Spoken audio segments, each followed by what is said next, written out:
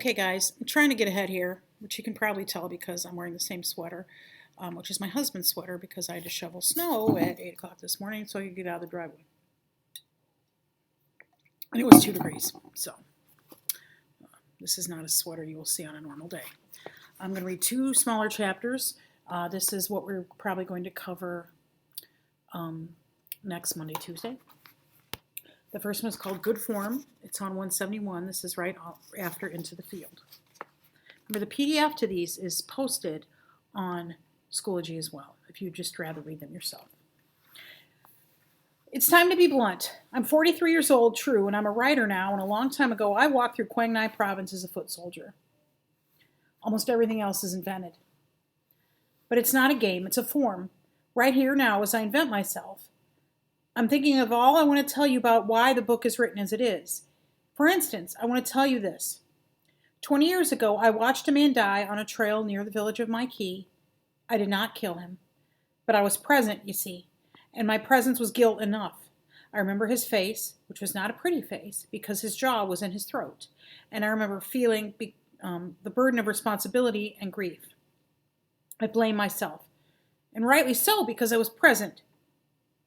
But listen, even that story is made up. I want to tell you what I feel, what I felt. I want you to feel what I felt, is what it says. I want you to know why story truth is truer sometimes than happening truth. Here is the happening truth. I was once a soldier. There were many bodies, real bodies with real faces. But I was young then and I was afraid to look. And now, 20 years later, I'm left with faceless responsibility and faceless grief. Here is the story truth. He was a slim, dead, almost dainty young man of about 20. He lay in the center of a red clay trail near the village of my key. His jaw was in his throat. His one eye was shut, the other eye was a star-shaped hole. I killed him. What stories can do, I guess, is make things present. I can look at things I never looked at. I can attach faces to grief and love and pity and God. I can be brave. I can make myself feel again. Daddy, tell the truth, Kathleen can say. Did you ever kill anybody? And I can say honestly, of course not. Or I can say honestly, yes. That's the end of that chapter. So we got a lot to unpack there, and we'll be doing that next week. Story truth versus happening truth, and what do you think is true so far and what is not? Is everything really made up, or is just does he want to pretend some things are made up? Okay, so this next one is field trip. This relates back to In the Field and the one before that. A few months after completing In the Field, I returned with my daughter to Vietnam, where we visited the site of Kiowa's death, and where I looked for signs of forgiveness or personal grace or whatever else the land might offer.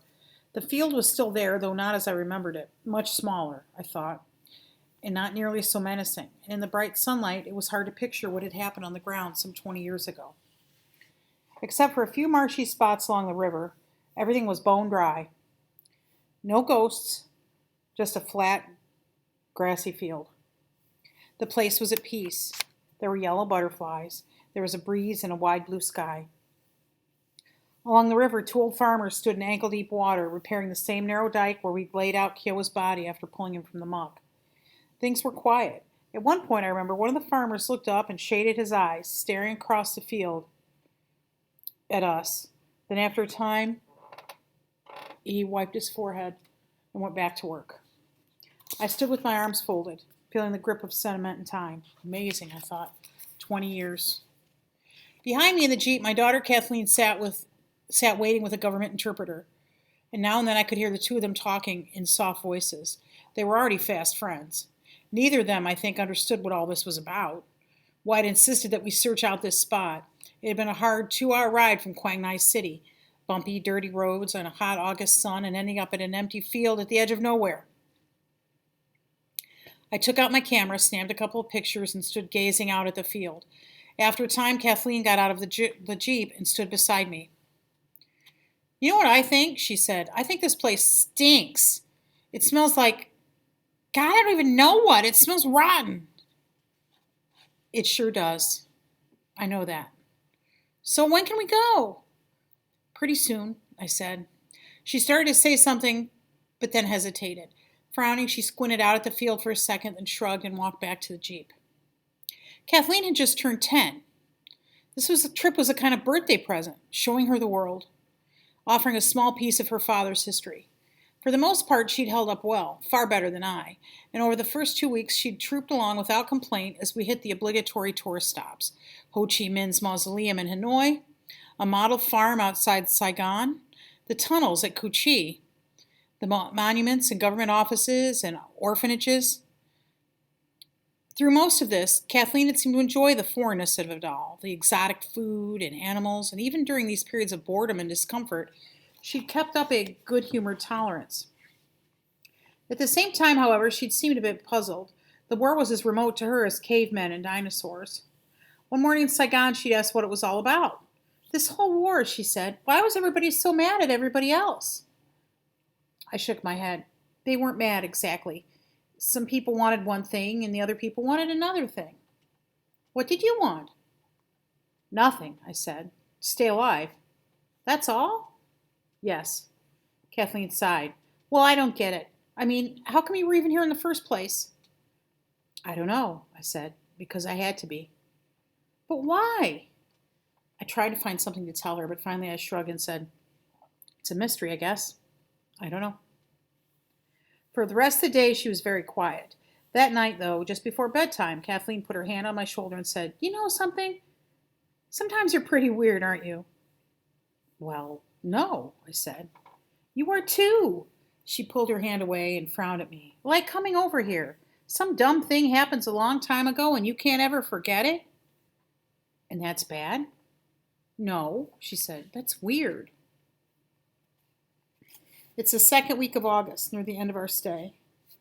I'd arranged for the side trip to Quang Ngai. The tourist stuff was fine, but from the start, I'd wanted to take my daughter to places I'd seen as a soldier. I wanted to show her the Vietnam that kept me awake at night. A shady trail outside the village of Mai Ki, a filthy old pigsty on the Batangan Peninsula. Our time was short, however, and choices had to be made, and in the end I decided to take her to this piece of ground where my friend Kiowa had died. It seemed appropriate, and besides, I had business here.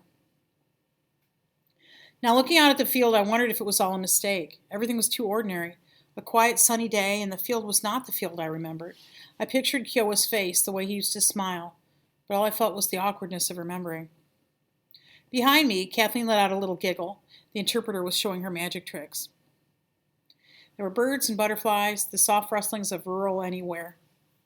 Below in the earth, the relics of our presence were no doubt still there, the canteens and bandoliers and mess kits. This little field, I thought, had swallowed so much. My best friend, my pride, my belief in myself as a man of some small dignity and courage. Still, it was hard to find any real emotion. It simply wasn't there. After that long night in the rain, it seemed to grow cold inside. All the illusions gone, all the old ambitions and hopes for myself sucked into the mud. Over the years, the coldness had never entirely disappeared. There were times in my life when I couldn't feel much, not sadness or pity or passion, and somehow I blamed this place for what I'd become, and I blamed it for taking away the person I had once been. For 20 years, this field had embodied all the waste that was Vietnam, all the vulgarity and horror.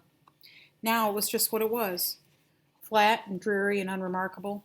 I walked up toward the river trying to pick out specific landmarks, but all I recognized was a small rise where Jimmy Cross had set up his command post that night.